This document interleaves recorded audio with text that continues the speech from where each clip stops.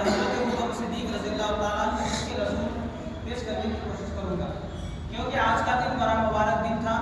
حضرت ابوبکر صدیق رضی اللہ تعالیٰ عنہ کی یوم وصال کا دن تھا، لہذا اسی کی مناسبت سے اسی کو مد نظر رکھتے ہوئے حضرت ابوبکر صدیق رضی اللہ تعالیٰ عنہ کا اس کے رسول کیا تھا، کس طریقے سے آپ نے حضور کی محبت میں زندگی گزاری، انشاءاللہ اس کو میں آج آپ کے سامنے بیان کروں گا۔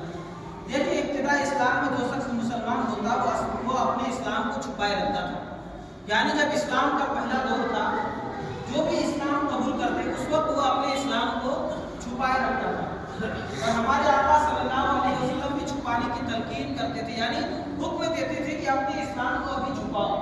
اس لیے چھپانے کا حکم دیتے تھے کیونکہ اس وقت جو کافر تھے، کفار و مشرکین تھے، ایمان لانے والوں پر جو ہے وہ زد و کوب کرتا تھا، ظلم و زیادتی کرتا تھا، اسی لیے جو ہے پیارے آقا بھی چھپانے کی تلقین کرتے تھے۔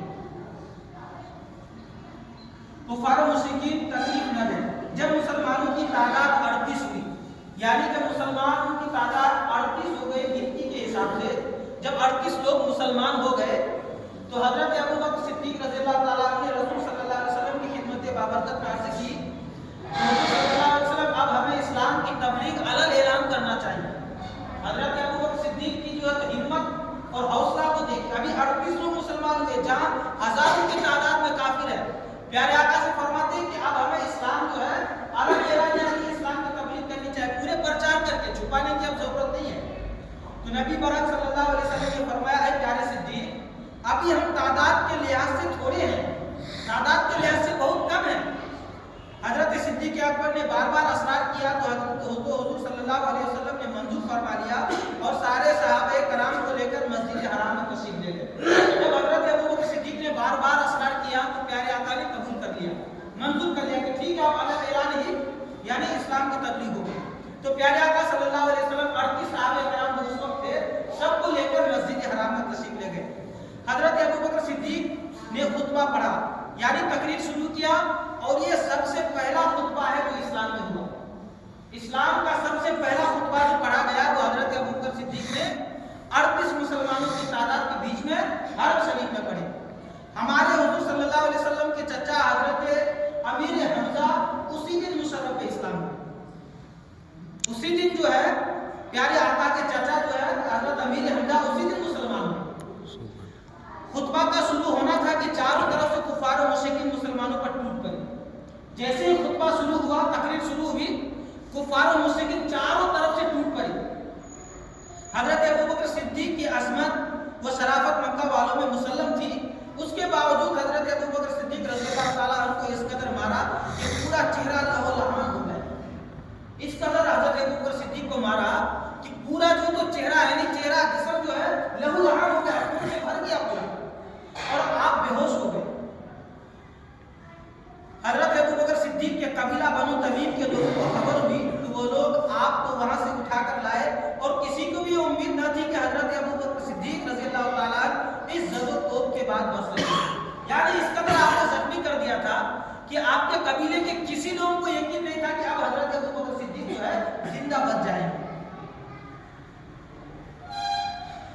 آپ کے قبیلہ کے لوگ مسجد حرام میں آئے اور اعلان کیا کہ حضرت ابوبکر صدیق رضی اللہ تعالیٰ اس حادثہ میں انتقال کر گئے تو ہم اس کا بدلہ لیں گے۔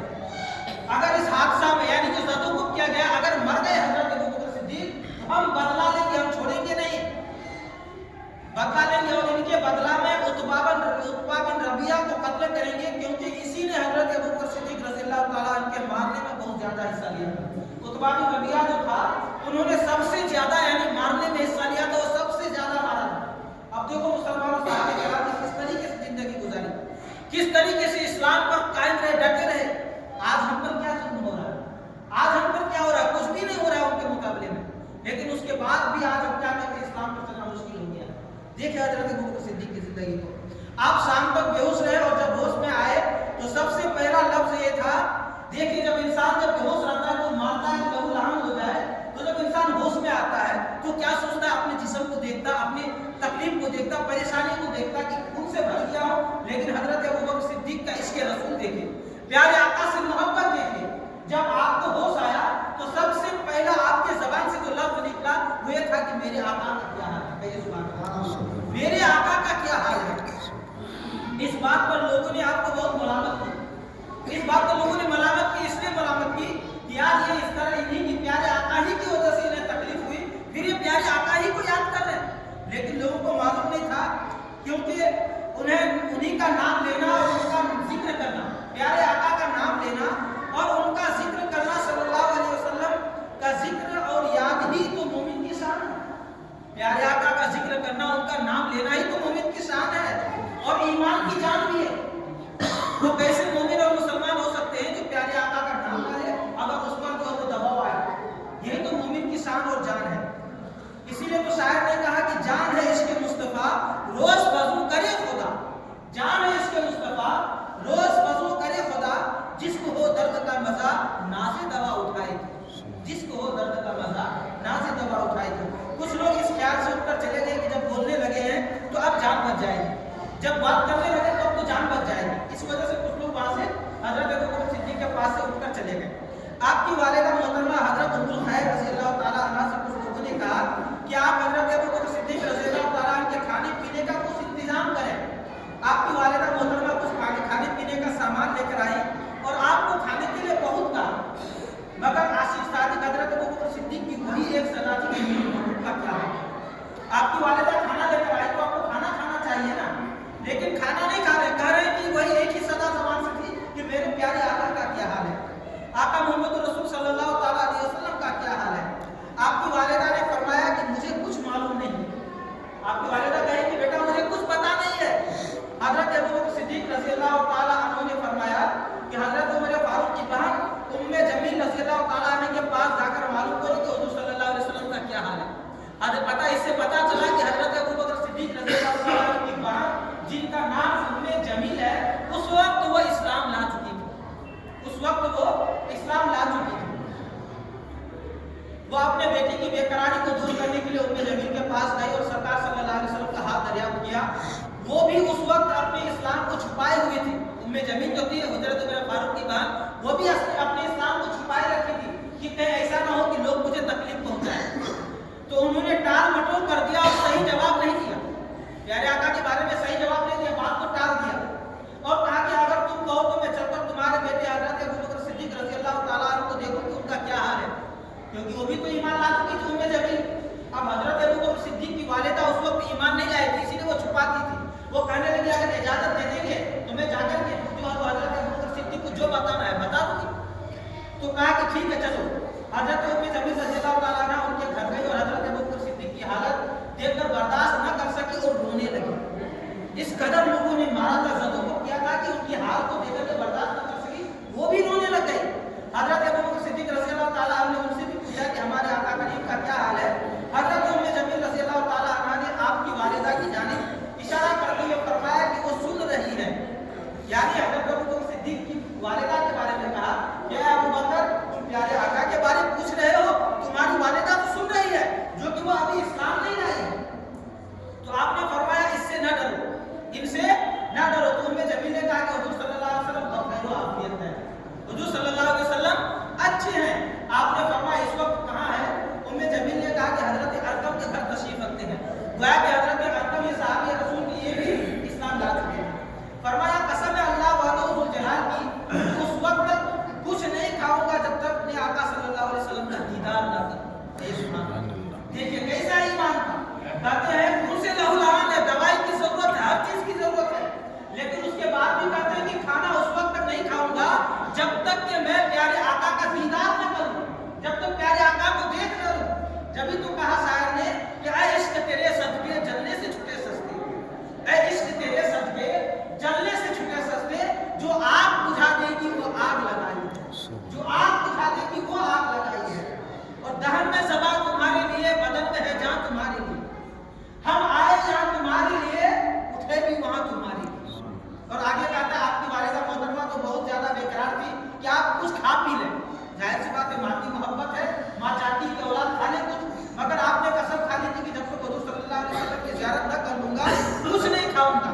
तो आपकी वालिदा ने लोगों की आमद और रफ्त के बंद हो जाने का इंतजार किया ताकि ऐसा ना हो कि कोई आपको देखकर तकलीफ दे, यानी लोग आने जाने का जो इंतजार करने लगे कि आना जाना बंद हो जाए तो कुछ अपने औलाद को खिला दो। जब रात ज्यादा गुजर गई और लोगों का आना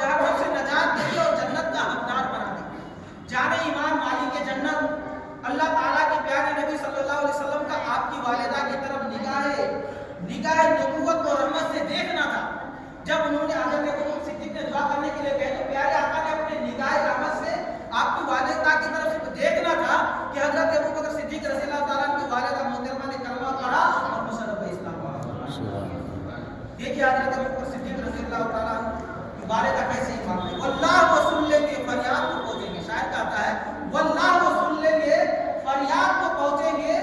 इतना तो हो कोई जो आकर दिल से कहे, इतना तो हो कोई जो आह करे दिल से।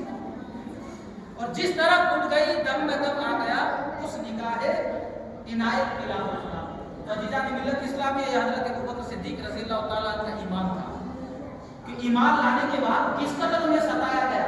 और इसके रसूल की जान देखिए कि इसके रसूल की मोहब्बत को देखिए कि प्यारे आका से कहे कि अब अलग ऐलान तबलीग करनी चाहिए। वो अबू बकर सिद्दीक जिनके वालिद, जिनके बेटा, जिनके पोता जो है सहाबी, जिनके बारे में हजरत उमर फारूक हमेशा कहते अबू बकर सिद्दीक यार कभी मैं तुझसे नेकी करने में सबकत दे जाऊं, कभी ऐसा मौका आए कि मैं तुझसे नेकियां ज्यादा कर लूं, कभी ऐसा मौका नहीं मिलता। एक मर्तबा ईशा की नमाज पढ़ी, प्यारे आका ने फरमाया कि ओ सहाबे किराम मस्जिद की सफाई करो। इसका फायदा ये होगा कि मस्जिद की जो तुम सफाई करोगे तो जितने भी कूड़े कुरकुट जमा होंगे हर कूड़ा के बदले में अल्लाह तबारक व तआला तुम्हारे नाम में अमाल की नेकियां लिख देगा। आज तो इस काम के लिए हम लोगों ने आदमी रख दिया है, मस्जिदों ने इस काम के लिए आदमी रख दिया है। ये इतनी बड़ी नेकियां थी जो हमें कमाने का मौका मिला था, ये भी आज हमारे हाथ से चलेगी। तो प्यारे आका ने फरमाया सिर्फ इतना फरमाया कि मस्जिद की सफाई करो, उसमें जितने भी कूड़ा कुरकुट निकलेंगे हर कूड़ा जो है हर कूड़े के बदले में तुम्हारे नामे अमाल में नेकियां लिखी जाएंगी। और यही तक नहीं बल्कि कल कयामत के दिन ये पूरा कुरकुट जो है मस्जिद से जो साफ करके निकालते हैं, कयामत के दिन गवाही देंगे परवरदिगार इन्होंने मुझे साफ किया था। और ये खुदा का घर ऐसा घर है जिसको आम इंसान ही नहीं बल्कि अल्लाह ने अपने नबी को हुक्म दिया है इब्राहिम खाने काबा को साफ खाने का यानी हमारे घर को साफ और सुथरा रखो। जब प्यारे आका ने फरमाया तो हजरत अबू बकर सिद्दीक रज़ी अल्लाह ताला अन्हु जो है कहने लगे कि ठीक है आज इस नेकी को मैं कर लूंगा। और हजरत उमर फारूक भी सोचे कि आज इस नेकी को करने में मैं सबकत लेकर के जाऊंगा। आज मुझसे पहले एक नेकी हजरत अबू बकर कर ही नहीं सकता। बस उठे घर गए, हजरत उमर फारूक सोचे कि खाना खाऊंगा और फौरन वापस आ जाऊंगा। रोजाना का मामूल था कि तहज्जुद के वक्त आते थे और आज ये सोच करके गए कि घर में खाना खाऊंगा वापस आ जाऊंगा। गए खाना खाए, मस्जिद की सारी जो उस वक्त लालटेन यानी चिराग होता था बुझा दिया गया। अब जब वो मस्जिद का दरवाजा खोलकर आए तो किसी से टकरा गए, पूछे कौन?